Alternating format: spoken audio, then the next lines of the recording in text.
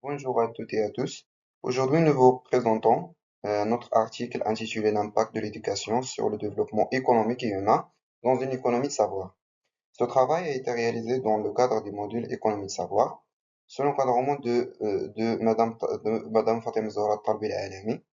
Nous sommes un groupe du Master Finance du marché et d'entreprise et notre objectif était d'analyser comment l'éducation peut devenir un moteur essentiel du développement économique et humain dans le contexte d'une économie fondée sur la connaissance.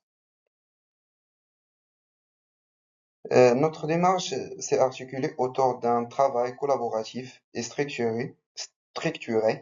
Nous avons d'abord formé les groupes et choisi notre sujet, puis étudié les ouvrages méthodologiques.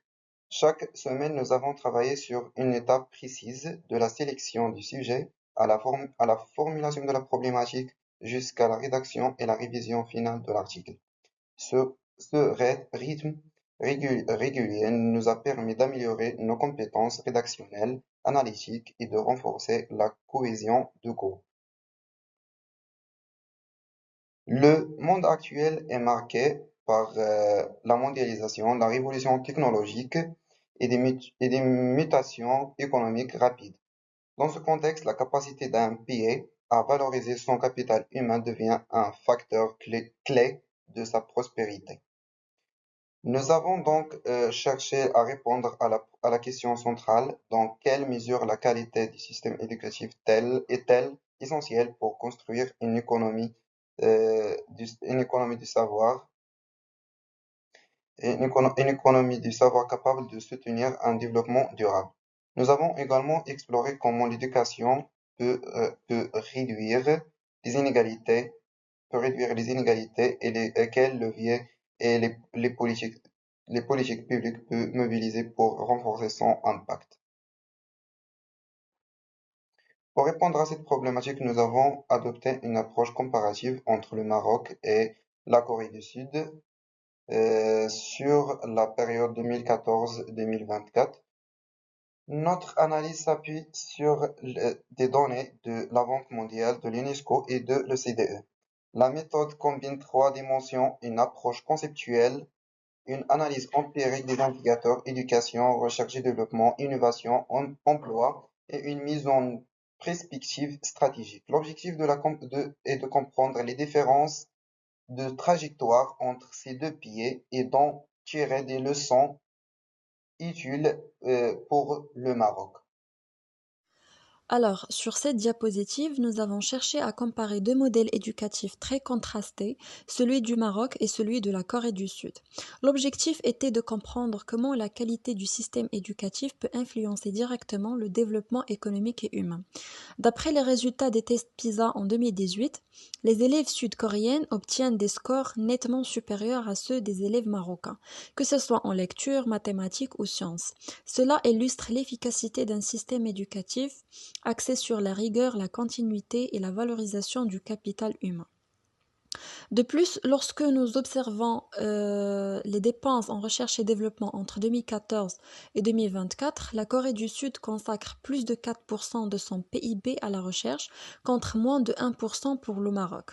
Ces différences structurelles se reflètent également dans l'indice d'innovation mondial, où la Corée du Sud se situe parmi les pays leaders, tandis que le Maroc reste encore en phase de rattrapage.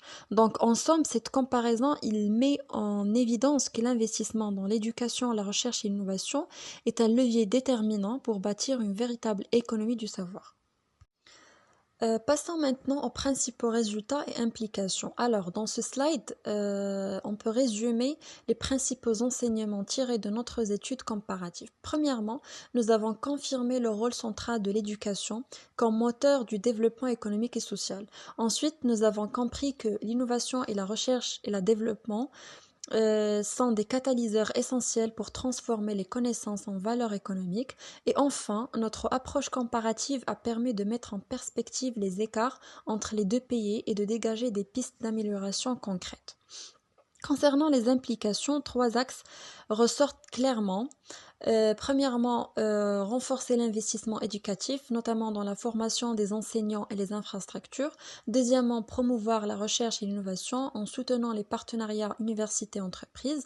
Et troisièmement, réduire les inégalités sociales, car un système éducatif inclusif permet de garantir un développement humain plus équitable et durable. Ces résultats montrent que le Maroc dispose d'un fort potentiel, mais qu'il doit encore aligner ses politiques éducatives sur une vision à long terme centrée sur la connaissance. En réalisant cet article, nous avons pu développer plusieurs compétences clés sur le plan analytique et académique. Nous avons appris à analyser de manière critique différents modèles éducatifs et économiques et à comprendre les fondements de l'économie du savoir. Sur le plan méthodologique, nous avons pratiqué une analyse comparative internationale en utilisant les indicateurs fiables issus d'organisations comme l'OCDE, la Banque mondiale ou l'UNESCO. Et enfin, le retour d'expérience du cours Économie du savoir nous a permis de mieux saisir l'importance de l'éducation et des technologies dans la transformation économique. Nous avons compris que l'éthique et le capital humain sont aujourd'hui les principaux moteurs de compétitivité, d'innovation et de croissance durable. Alors, pour conclure, notre travail montre que l'éducation est bien plus qu'un secteur social. C'est une véritable stratégie de développement économique et humain. L'exemple de la Corée du Sud démontre qu'un investissement soutenu dans l'éducation et la recherche peut transformer un pays en une puissance innovante. Pour le Maroc, l'enjeu n'est pas seulement d'élargir l'accès à l'éducation, mais surtout d'en améliorer la qualité, la pertinence et l'impact sur le développement. En somme, bâtir une économie du savoir, c'est investir dans les personnes, dans leurs compétences et dans leur capacité à innover pour un avenir durable.